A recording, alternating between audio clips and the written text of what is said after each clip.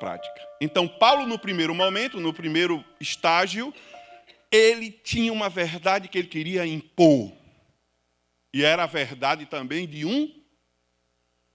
Vocês que estudam muito bem, que partido era? Está lá na introdução do Evangelho segundo o Espiritismo? Hein? Rapaz, não queira ser médium de um encarnado, não. Fale, mesmo que você não consiga chegar, mas erre com convicção, porque a gente está aqui para aprender. Farisaísmo, muito bem. Tu não devia ter falado, não, viu? Repetir os equívocos do Saulo, mas a gente vai lutar nesse sentido. Bom, continuando na ideia, porque o nosso tempo ruge, e a Marquês de Sapucaí é pequena, já são 4... Que horas são aí? 14h23, olha, menino, pronto. O depois foi, convivendo com Jesus, eu comecei a descobrir. Isso deve ser o Sinédio querendo sabotar aqui, mas tudo bem. A gente descobre com Jesus a vontade de Deus pura e cristalina. E aí, tem vários momentos na vida de Paulo que ele queria ir para um lugar e Jesus dizia, vai não. Vai para o outro. Ele queria ir para um lugar e Jesus diz, vai não. Mandou lá um beduíno desencarnado dizer para ele, lá em Troade, né? Vai para lá. E ele foi, ok? Quando ele queria ir para Roma, com todo um planejamento traçado, porque Paulo não fazia as coisas desplanejadas. Talvez ele não tivesse a matriz SWOT lá com ele para fazer aqueles estudos todos, mas ele sabia planejar dentro da conjuntura que ele vivia. E aí, ele então foi a Roma como prisioneiro. Ele não queria ir para Roma como prisioneiro, mas ele foi. Olha, gente, isso é muito sério. E aí, primeiro momento legal, antes, eu represento Deus, eu sei a vontade de Deus, porque ela habita nos meus interesses humanos. Depois, um aprendizado da verdadeira vontade de Deus. É aquela que vai sendo revelada ao caminhar. E aí, na conjuntura da gente, é tipo, eu fiz um curso no Enem, estou fazendo a universidade, cheio de atividade, e os professores são muito amigos da gente, né, na universidade, trabalho, né? E aí a gente começa a ver que lá a evangelização está ficando difícil, atividade não sei de que está ficando difícil e tal. E aí a gente começa a dizer assim, não, eu vou diminuir as atividades, porque eu não dou conta das atividades da universidade. Né? Não é assim que a gente pensa? Mas um espírito como Paulo vai dizer, é uma hora de dormir menos, é uma hora de utilizar menos o tempo que eu gasto em outros espaços para me dedicar às atividades e dar cumprimento. Inclusive, Chico Xavier uma vez disse para Raul, meu filho, aprenda a arte da insônia. Aí Raul disse, vixe, não entendi nada. Né? Aí Chico percebeu o pensamento dele. Olha, ainda bem que Chico desencarnou, viu? Porque conviver com Chico... Mas cuidado com o Divaldo, que ele também lê, viu? Então, o que é que acontece?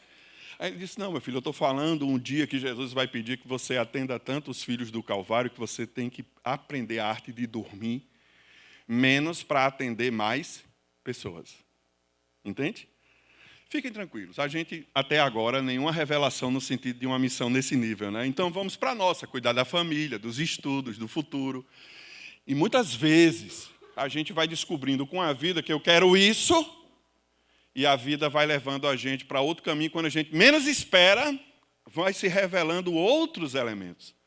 Então, a gente tem que estar aberto para a vida também, planejando, tendo foco e tudo, mas muita atenção na hora em que a vida me coloca numa perspectiva em que eu tenho que administrar o meu tempo e as minhas atividades, que eu reencarnei para dar cumprimento, elas começam a ficar em segundo, terceiro, quarto, quinto, sexto plano.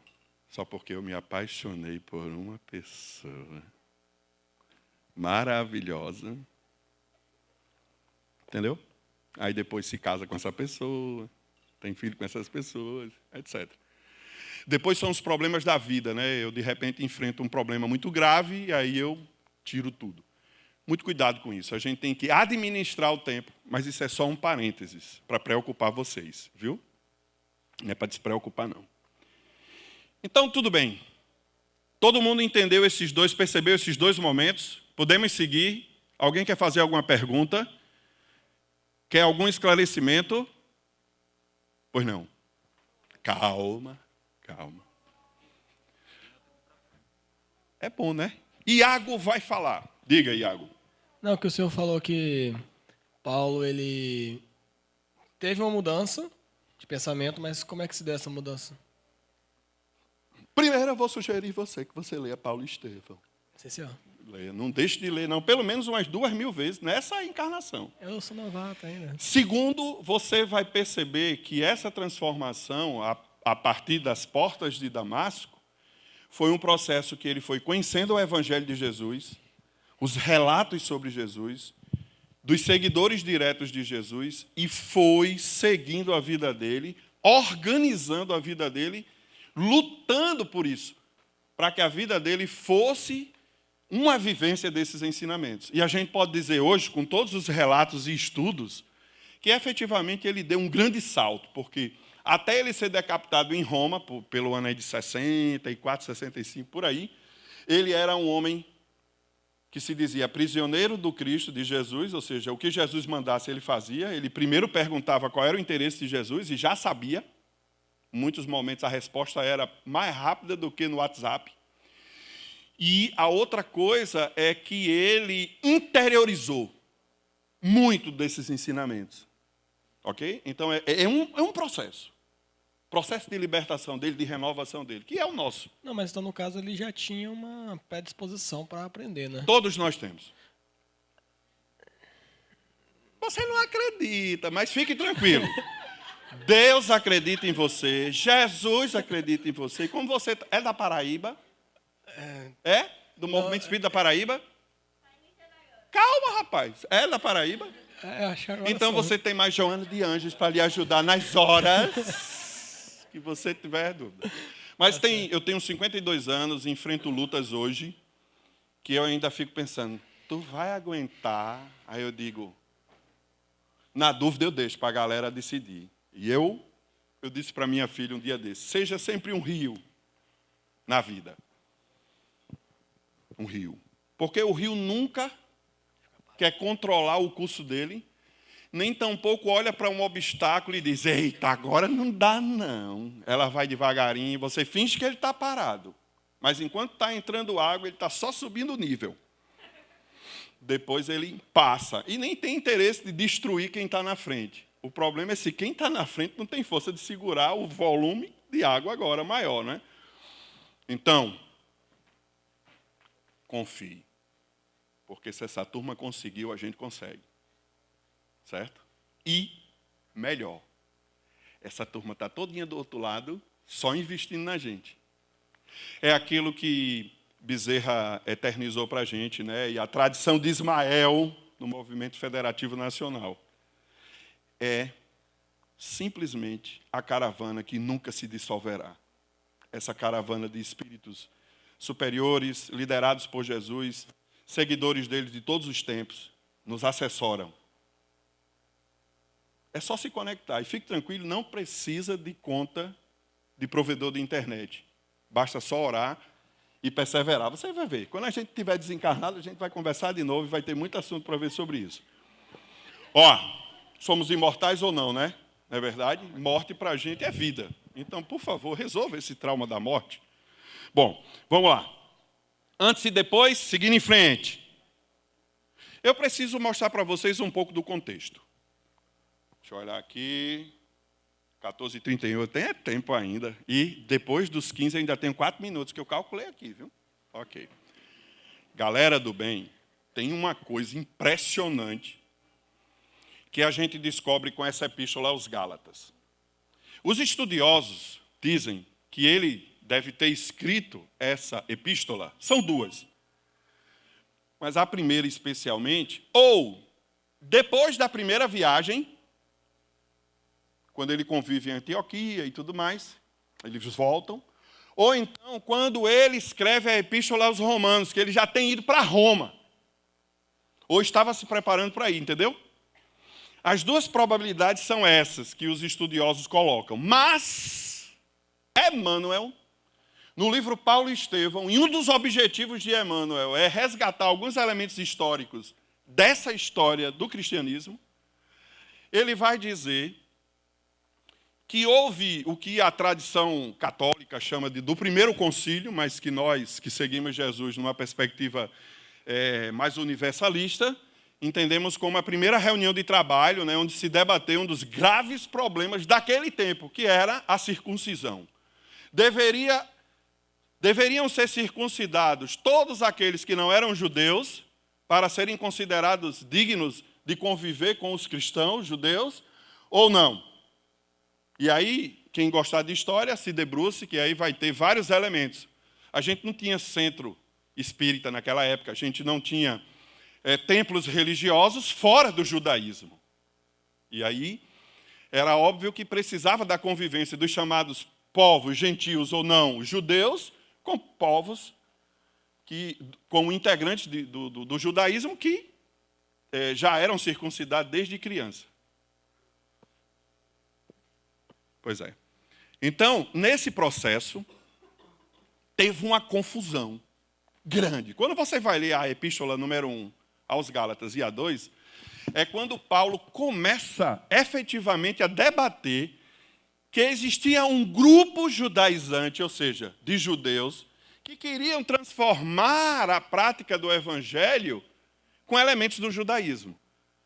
E aí, a confusão foi tão séria que ele, inclusive, exterioriza na segunda epístola, em que ele, publicamente, em Antioquia, ele olha para Pedro, imagine, Pedro. Dá para imaginar Pedro naquela época? Dá não, né? Então vamos fazer uma comparação. Imagine Chico Xavier aqui. Top? Dá para ir? Né? Pronto, aqui. Conosco. Tudo bom, Chico? Beleza. Aí, eu, representando Paulo, digo: você, Chico. Oi. Você, Chico. Antes dessa turma de Jerusalém chegar, certo? Você estava convivendo com a gente ia para tudo que é lugar, você comia com a turma como é o nome mesmo? Dos gentios, né? Dos gentios, tá certo? E de repente, só porque chegou a turma lá de Jerusalém, assim com Tiago, que era um dos discípulos que mais defenderam, né, essa perspectiva, você mudou, pois você é um mentiroso. Tá certo? Você,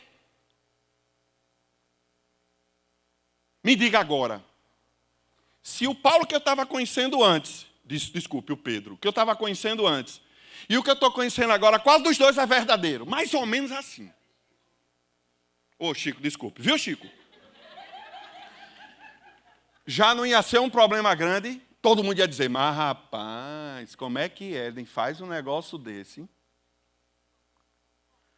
Tão importante, que que deve ter tanto respeito, foi só o homem que Jesus escolheu para liderar. Olha, Jesus escolheu Pedro para liderar. Então, em torno de Pedro tinha. Sentiram com Chico? Sentiram, não sentiram? Agora multiplique por 1000, é o que deve ter sido com Pedro. A assembleia ficou dividida. A ala que defendia Paulo, e a ala que defendia Pedro. E Pedro no meio sem defender ninguém. Olha, Paulo não era fácil, não. Ele seria expulso de muito centro espírita, viu, hoje? Seria. Não é fácil lidar com Paulo. Não é fácil lidar com Paulo. E aí ele abertamente trouxe o caso, com todo respeito. Só que para a cultura da época, se hoje já seria um desrespeito, vocês imaginem, na época. Então ele colocou. E Barnabé ficava brigando com ele. Foi uma confusão assim dos dois grandes missionários da gentilidade, Barnabé e Paulo. Sabe o que é que deu? Pedro, vendo a confusão todinha, estava orando e se sentindo, pela primeira vez, segundo o relato de Emmanuel, ele compreendeu o significado do símbolo da cruz de Jesus. E eu não vou dizer não o significado, primeiro porque eu não tenho tempo, segundo para vocês lerem e verem, tá certo? Ele diz, pela primeira vez eu entendi o significado da cruz de Jesus. E sabe o que ele fez? Olhou, não tirou uma selfie, porque na época não tinha, mas se tivesse ele ia usar, atenção Paulo, de novo aí, pá, ia tirar. Ele disse assim, Paulo, o comentário da noite eu quero que você faça do Evangelho. Pronto, ele resolveu a questão desse jeito. Paulo ficou, hã? Sabe, dava um meme de primeira. Hã? Entendeu? Aí depois, nos bastidores, com muito equilíbrio, Paulo foi conversando e dizer, realmente, eu me desculpo, eu não tinha calma, Sinédrio, não terminou ainda. Aí, foi costurando por dentro e conseguiu convencer Paulo a fazer uma grande reunião na Casa do Caminho para discutir essa questão principal e de como deveria ser organizado o movimento cristão daquele primeiro momento. Reaproximou Barnabé de Paulo, porque Barnabé era discípulo de Pedro.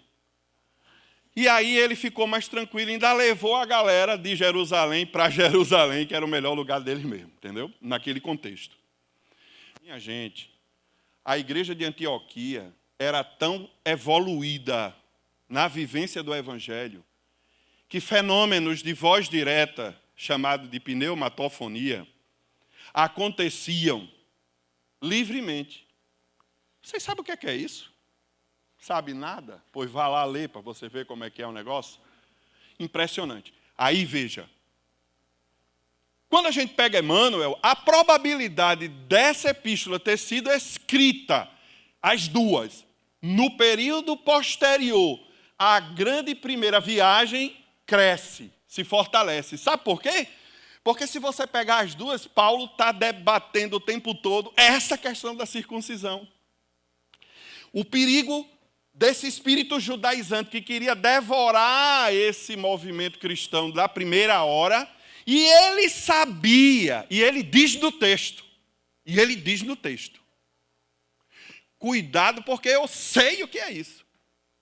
Ele era um doutor da lei. Eu não estou falando de um cara que assistia às reuniões do Sinédrio, não. Eu estou falando de um sacerdote que se tornou notável, era a esperança de Israel, segundo Emmanuel, e simplesmente liderou a perseguição aos cristãos. Ele era o top do top do top do Sinédrio naquela época, enquanto esperança. E simplesmente, tá certo? Ele sabia todos esses elementos que não deveriam compor, porque eram atitudes exteriores. Ele descobriu que o cristianismo não é para fora primeiro, é para dentro primeiro. O para fora é uma consequência do para dentro de nós. Por isso que a questão 819 fala sobre autoconhecimento. E na sequência, é por isso que a caridade 886, bip, bip. Quem não sabe, procure nas redes sociais o significado. Mas, olha, questão 886 do Livro dos Espíritos, caridade não é um ato exterior. É um ato interior. Benevolência, indulgência e perdão, sem 3, sem 7, sem nenhum multiplicador. Você faz isso em tudo, inclusive dando alguma coisa para alguém. Mas não está no ato de se dar, porque eu posso me dar com interesse. Captou? Essa não é a vontade de Deus. Essa não é a vontade de Jesus. Jesus quer que eu me doe para atender a necessidade do irmão, e não a minha. Não, porque agora é 14 horas e 41 minutos. Não dá para mim, não. Entendeu?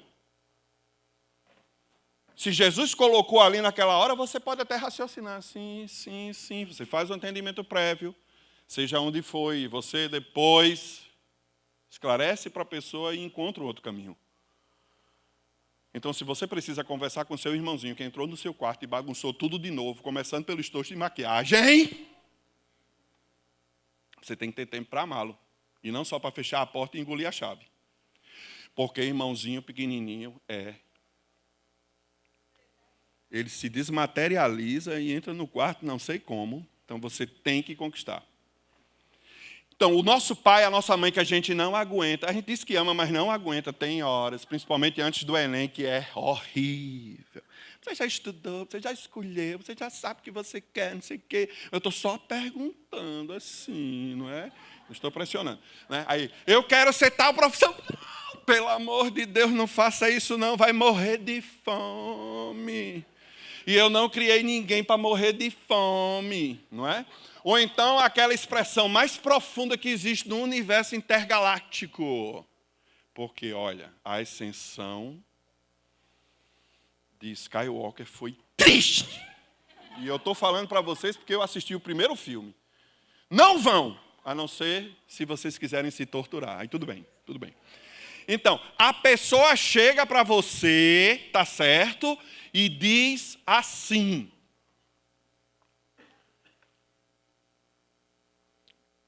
enquanto você mora e depender de mim, você vai fazer o que Jesus quer. Captaram a mensagem? Pois é. Essas pessoas que a gente ama e não ama e não ama. Não é assim, a ambiguidade maior do que a de Bauman em toda a sua construção. A gente tem que aprender a amar do jeito que ela é. Que pega uma pessoa de 52 anos e trata como uma criança, né? Meu filhinho, venha cá. Meu filhinho, né? Pronto. Então a gente está equivocado. E a grande lição da tarde de hoje é essa. O que eu tenho que responder é o que Jesus quer que eu faça e não o que eu quero que eu faça em nome de Jesus. E isso não é fácil, porque muitas vezes você olha assim, tem convicção, você olha de novo, a convicção aumenta,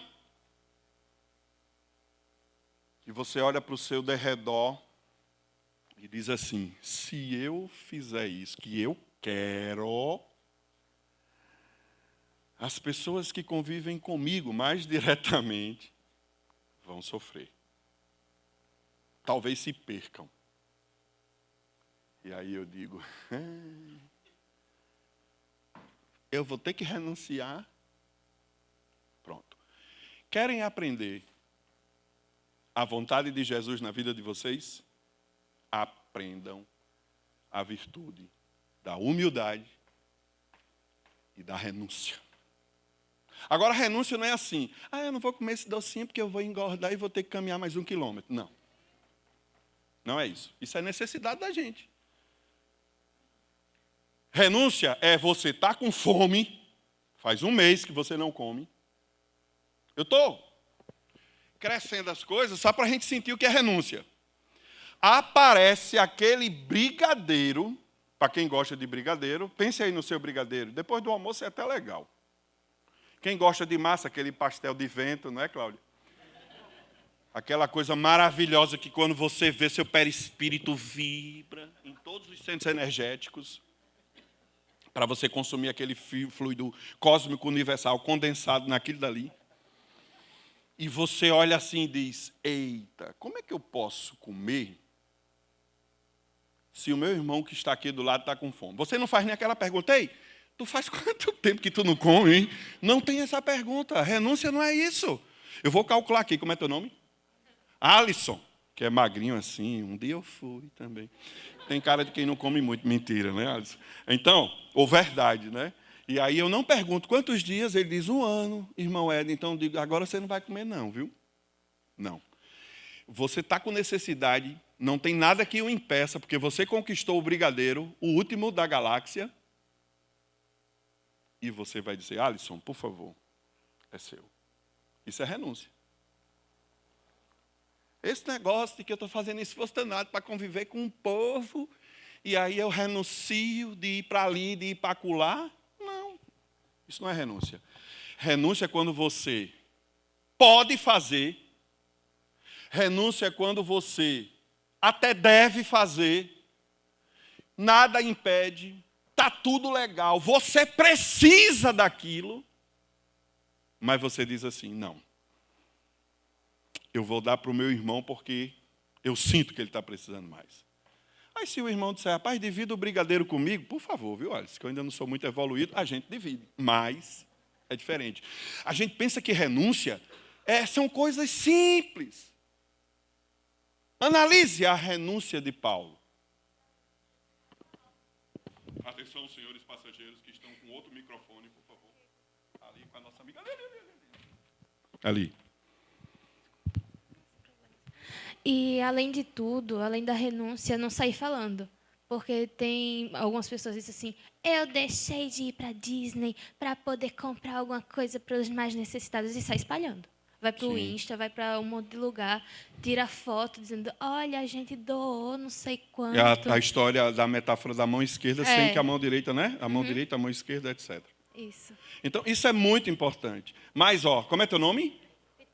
Vitória, olha, só nome legal. Rei Arthur, Lucas, o evangelista, Allan, quase Kardec, não. Alisson. É bem distante de Kardec, né? E Vitória. O tempo está terminando. E com a nossa irmã Vitória, que é um nome muito interessante para isso aí, que a gente está conversando. Eu preciso aprender a ser humilde. Por quê? Olha, se ninguém nunca percebeu, a primeira lição de Jesus, quando ele veio se corporificar na terra, foi a humildade, não foi? O governador espiritual da terra não quis lugar de destaque, escolheu uma manjedoura. Tudo bem que no estábulo, tudo bem, não é? Colocou a mãe deles sofrendo contrações, sem nenhum atendimento, não é, adequado. O pai, num processo, né, difícil também, fugindo de perseguições, etc. Num burrinho, não podia ser um manga larga machador, mas botou logo um burrinho. Não que o burrinho não sirva, mas quem já viu um manga larga machador machando aqui? Tu não sabe o que é um cavalo, não? Ou digo, um cavalo da raça de manga larga? Sabe não, né? Eu percebi. Ó. Alguém aqui sabe o que é um manga larga machador? Sabe, não é? Quem já cavalgou no manga larga machador? Levanta o braço. Aê, duas. Tem? Dou-lhe uma, dou-lhe duas, só duas? Você pensa que está num cavalo? Menino, é perfeito. Eu também já. Não era puro sangue não, mas já foi bom, viu? É fantástico. Aí Jesus ainda escolhe um burrinho. Ele não podia. É mais ou menos assim. No burrinho é um fuscão. Entendeu? 1.300. Rebaixado, com roda-estar e tudo mais. Vida elétrico, não tinha nessa época, não. Tudo bem. E o manga larga machador é como se você tivesse no Prius. É um carro daquele negócio que é japonês, Toyota, que você entra nele, o motor é híbrido. Quando está os dois elétricos funcionando, você diz, e por que esse carro está andando? Não é? Você não consegue, é impressionante, tá certo? E você, confortavelmente, num ar-condicionado, é uma beleza. Pronto. O manga larga machador é esse Prius. 2.2, tá certo? Turbinado e tudo mais. E o fuscão preto é o burrico. Jesus não quis nada disso. Ele buscou as simbologias mais simples para vir ao mundo. Ele começa o sermão das bem-aventuranças com qual virtude? Humildade. Obrigado, Lucas. Nada como ter um evangelista na equipe, não é? Então, veja, meus irmãos, humildade é você simplesmente viver como servo de todos. servo de todos. Foi o que Jesus disse. A gente é servo de todos, menos depois da gente. Porque eu venho primeiro, venho segundo, venho terceiro, não é assim? Quem é mais vigilante, quando chega no 1000, diz, não, eu tenho que lembrar do próximo também, não é?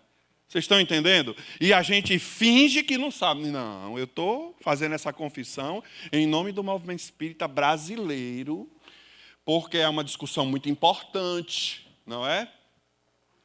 Eu vou dizer uma que foi a coisa mais triste que aconteceu no exemplo do movimento espírita brasileiro contemporaneamente. Não precisa desencarnar, não precisa me apedrejar. Eu estou falando de Paulo, não quero ser ele, tá certo? Mas foi o seguinte. A ala da turma que votou em Bolsonaro e a ala que votou na turma de... Como era o nome do rapaz? Haddad. Ok? Não, eu estou falando desses dois. Não quero entrar na confusão não, rapaz. Você se liberou da confusão.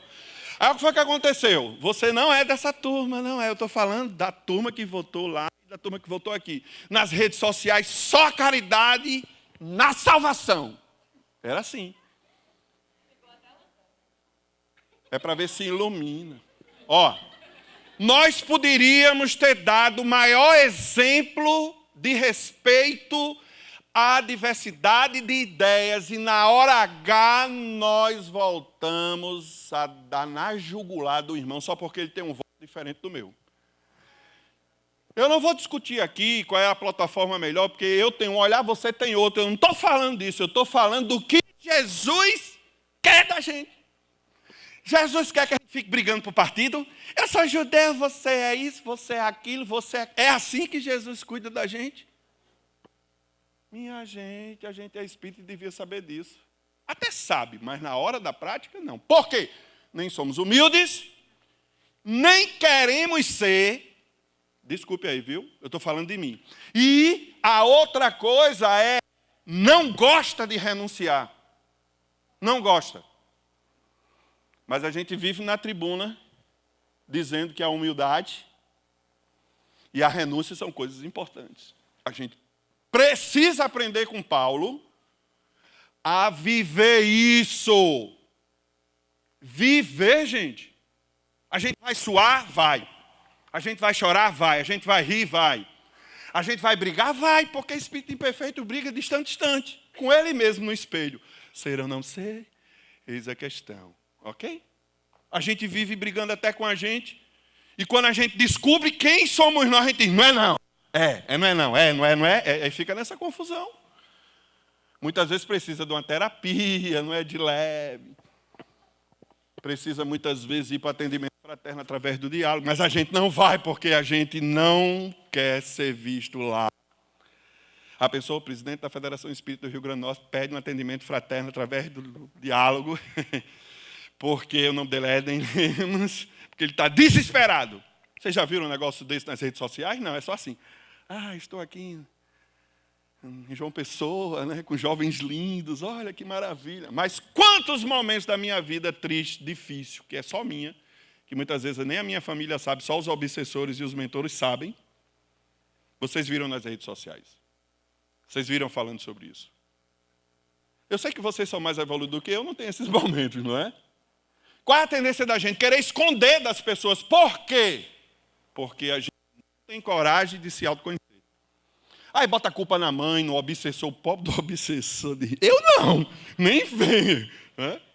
E se eles pudessem falar abertamente nas reuniões médicas, ele vai dizer, isso também eu não tenho nada a ver com isso. Foi ele, agora ele ficou me obsidiando. Vem comigo. Aí eu não aguentei e fui, porque agora bota o meu nome aí, porque quem está obsidiando não sou eu, é ele. Então a gente tem receio. E a gente tem que aprender a primeiro resolver isso dentro de nós. Aí, vai ser nesse momento que eu vou começar a entender como Paulo entendeu e podermos afirmar, mesmo que inicialmente, que não sou eu que vivo. Não sou mais eu que vivo. É o Cristo que vive em mim. E pasmem, Jesus não força ninguém a fazer nada do que quer. Ele convida. Convida. Convida, convida, convida em várias reencarnações. Acredita, nos incentiva, dá todos os elementos. Mas ele sabe que é a gente quem tem que construir dentro de nós. Mas sem humildade, sem renúncia, principalmente superando com a humildade o nosso orgulho, a nossa vaidade e o nosso egoísmo, nós nunca saberemos verdadeiramente o significado do que Paulo disse. Eu garanto a vocês,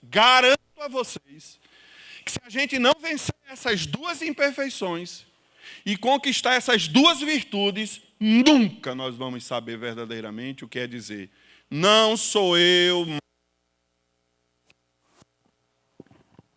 mas o Cristo que vive em mim.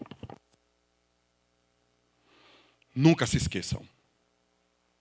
Os ensinamentos de Jesus e dos seus seguidores da primeira hora é coisa para ser compreendida com a razão e ser vivida na vida com o coração e com a razão.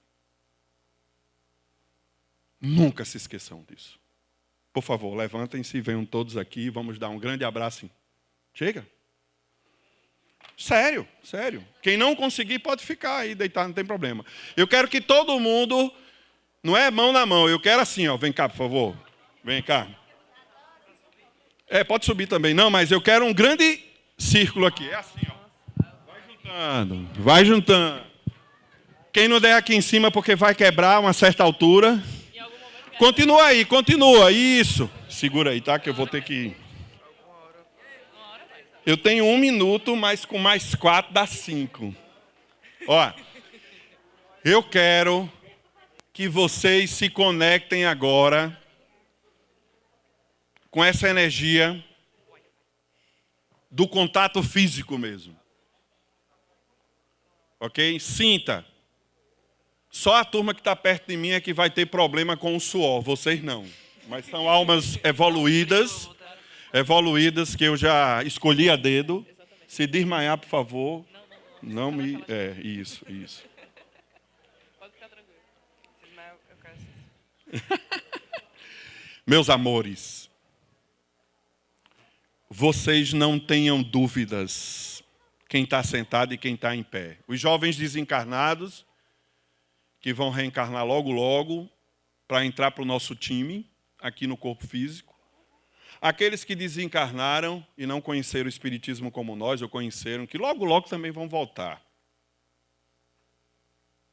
Jesus tem confiança plena em nós. Nós somos possíveis de, no final dessa encarnação, dizer a mesma coisa de Paulo. Sentir a mesma coisa de Paulo. E como eu não tenho autoridade moral, porque eu estou no mesmo nível de vocês, evolutivo, provavelmente, eu vou trazer Emmanuel, que já também caminhou em várias reencarnações, acreditou nisso e se superou. Vocês imaginem que lá, na Galileia, Jesus conversou com ele pessoalmente. Ele de joelhos, à frente de Jesus, resistindo como senador romano. E Jesus dizendo para ele, num convite para segui-lo. E como ele apenas chorou, e o orgulho, a vaidade, ou seja, não era importante ser humilde naquele momento para o senador Públio Lentulus. Renunciar diante de Jesus, capitulou. E Jesus olhou para ele, entendeu a resposta e disse: senador, não importa se hoje ou amanhã, mas você estará comigo um dia. E ele, no livro Vinha de Luz, se a gente quiser um dia dizer como Paulo, na Epístola 2 aos Gálatas, no versículo 20, que não é mais ele que vive, mas o Cristo que vive em mim, vencendo a conquista da humildade e da renúncia, é importante. É importante meditar o resto da nossa reencarnação no que eu vou ler. Eu vou passar para a Maiara e ela depois vai botar no grupo para todo mundo. Escutem, fechem os olhos. Escutem. Quem ama em Cristo Jesus guarda confiança em Deus. É feliz na renúncia e sabe alimentar-se de esperança. Muito obrigado. Agora podem se abraçar também, hein? Valeu. E com muito suor. Muito suor. Com muito suor. O que importa é o abraço.